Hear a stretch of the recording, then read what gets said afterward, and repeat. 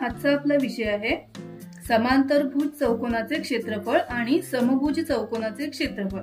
आपण एक एक बघू। आधी समांतरभुज चौकोनाचे क्षेत्रफळ बघू। समांतरभुज चौकोनाचे क्षेत्रफळ बरोबर पाया गुणिले उंची। आता आपण उदाहरण सोडवून बघू। उदाहरण 1, एका समांतरभुज चौकोनाचा पाया 18 सेमी व उंची 11 सेमी आहे, तर त्या चौकोनाचे क्षेत्रफळ काढा। आपल्याकडे सूत्र आहे समांतरभुज चौकोनाचे क्षेत्रफळ बरोबर पाया गुणिले उंची। किमती घातल्या सूत्रामध्ये 18 आणि 11, गुणाकार केला 198 चौ सेमी।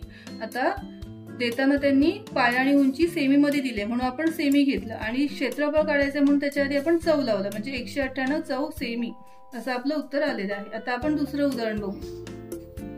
उदाहरण 2, एका समांतरभुज चौकोनाचे क्षेत्रफळ 29.29.6 चौ सेमी व पाया 8 सेमी आहे, तर त्या चौकोनाची उंची काढा। आपण सगळ्यात पहिल्यांदा सूत्र लिहून घेतलं। समांतरभुज चौकोनाचे क्षेत्रफळ बरोबर पाया गुणिले उंची। क्षेत्रफळ दिलेलं आहे 29.6, पाया दिलेला आहे 8, उंची आपल्याला काढायची आहे। उंची तिथेच ठेवली आणि 8 जी इकडे गुणिले ती इकडे येऊन भागिले होणार। 29.6 छेद 8, आपण भाग घालूया। 8 × 8 8 × 24, 5 उरले, 5 वर घेतले 6, 56 झाले। 8 × 7 56 आणि हे दशांश चिन्ह दिलं 3.7, उंची आपली आलेली आहे। आणि उंची सेमी मध्ये येणार कारण आपल्याला त्यांनी पाया देताना सेमी मध्ये दिले, म्हणजे उंची कशामध्ये असणार, सेमी मध्ये। ठीक आहे। आता आपण समभुज चौकोनाचे क्षेत्रफळ बघू। समभुज चौकोनाचे क्षेत्रफळ बरोबर 1/2 गुणिले कर्णांच्या लांबीचा गुणाकार। आता उदाहरण घेऊन बघू। एका समभुज चौकोनाच्या 2 कर्णांची लांबी 15 व 24 सेमी आहे, तर त्याचे क्षेत्रफळ काढा। सूत्र लिहून घेतलं। समभुज चौकोनाचे क्षेत्रफळ बरोबर 1/2 गुणिले कर्णांच्या लांबीचा गुणाकार। 1/2 गुणिले 15 आणि 24, 15 गुणिले 24।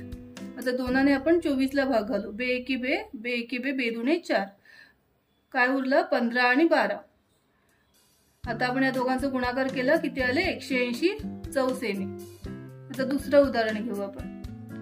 उदाहरण 2, एका समभुज चौकोनाच्या 2 कर्णांची लांबी अनुक्रमे 16.5 सेमी व 14.2 सेमी आहे, तर त्या चौकोनाचे क्षेत्रफळ काढा।